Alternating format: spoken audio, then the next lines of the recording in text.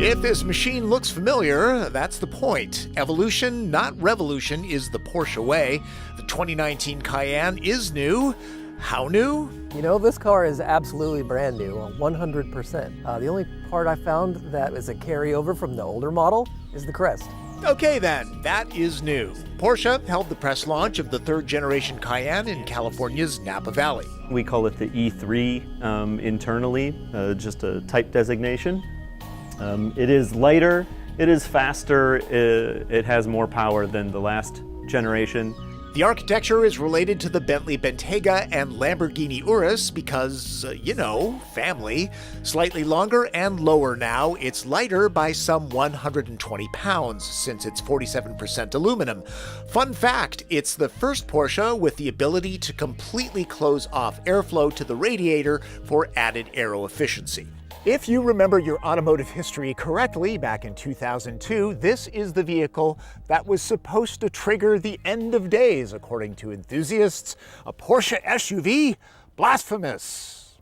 Right. Turns out, Porsche has sold over 750,000 copies, which allows them to build better sports cars.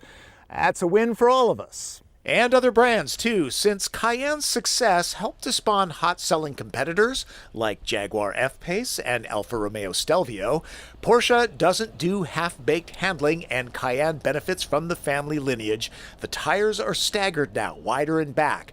An aluminum auxiliary frame replaces the old steel chassis subframe that was attached to the body using rubber bearings, and there's a new aluminum suspension.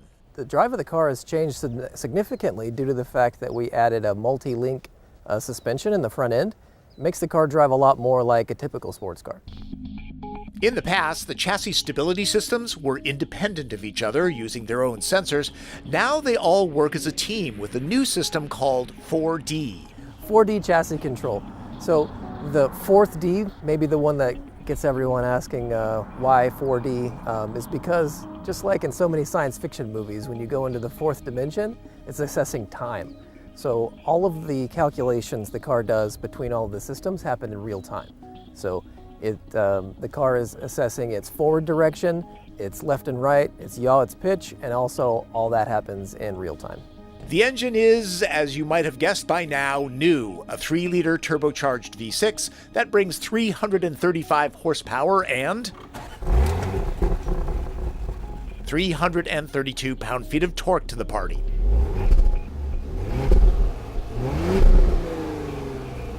The turbo is nestled in the V. That shortens the exhaust path for better response and lowers the center of gravity.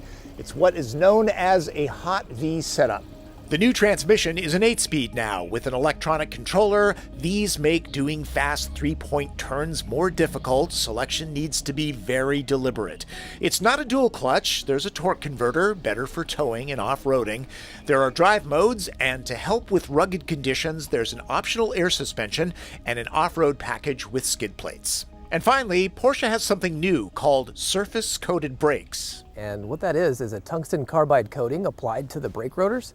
And it's done with a liquid oxygen jet, and it uses high velocity and heat to have that tungsten carbide stick to the gray cast iron. The big benefit for the customer is a reduction in brake dust of up to 90%. The $3,500 option is more wallet-friendly than the ceramic composite brakes at $9,000. All right, enough about stopping. Let's talk go. Porsche claims a 0 to 60 time of 5.9 seconds, 5.6 with the Sport Chrono package. And remember, it tends to be conservative. That dash at 60 miles an hour is 1.6 seconds faster now than the outgoing model. Top speed, if you're curious, is 152 miles an hour for the normal version, 157 for Sport Chrono. This is a Porsche, so I'm grading on a curve, these kind of curves. I drove both the standard suspension and the air suspension. If you're an enthusiast, you're going to want the air suspension. It allows the car to be lowered, it feels more planted, there's less head toss. At around $4,200, drivers will appreciate how it transforms the vehicle. Cayenne is a mid-size crossover, but it has much of the sharpness and grip of a sports sedan, while Panamera is lower to the pavement and theoretically should sling the family around a curve more confidently. There are few compromises with Cayenne, and really, you don't want to make the kids car sink, do you? Rear axle steering is available. Wet mode, a feature coming to the new 911, is not. Acoustical glass is an option with the Cayenne. I think it's something that everybody's going to want. It lets engine growl through, but keeps the cabin calm and collected while cruising, and Cayenne does that very well with a lockdown on center feel. And those surface-coated brakes? I can understand people not going with the carbon ceramic brakes. They're very expensive. These, though, with 10 pistons, are very effective. Watch this. Porsche claims that the stopping power and pedal feel is significantly improved over the standard binders. I don't have the ability to test that in the Napa Valley, but I can tell you that the interior is what you'd expect from the brand. High quality materials and trim, plus grab handles when the driving gets aggressive, are all on board. Things feel good to the touch. There are 2 sound system upgrades, Bose and Burmester.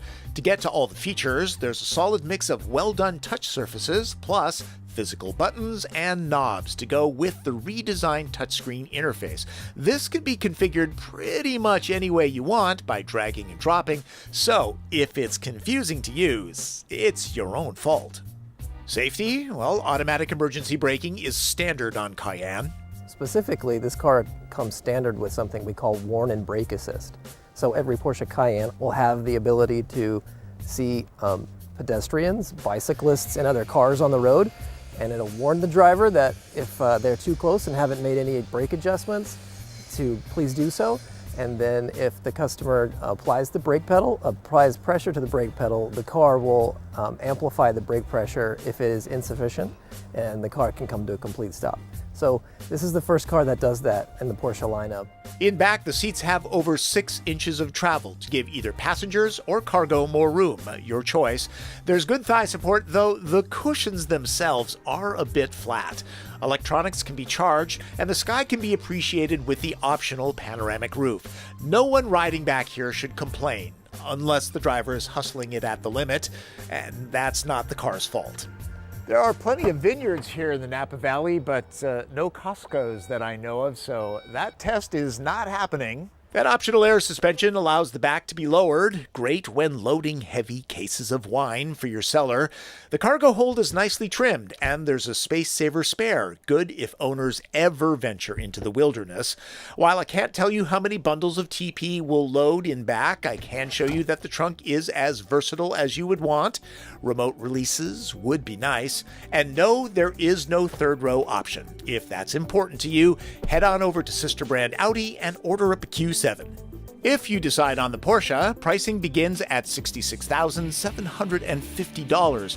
Order the upgraded brakes, air suspension, plus Sport Chrono and Premium package, which adds the stuff that Porsche owners will want, and it rises to $85,000.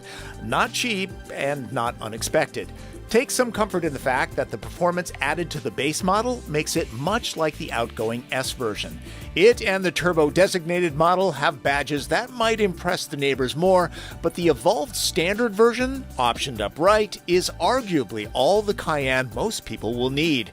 And it's a strong argument that a Porsche SUV was a very good idea. Cross-shopping, always important. There are a lot of upmarket machines to choose from depending on the size you want.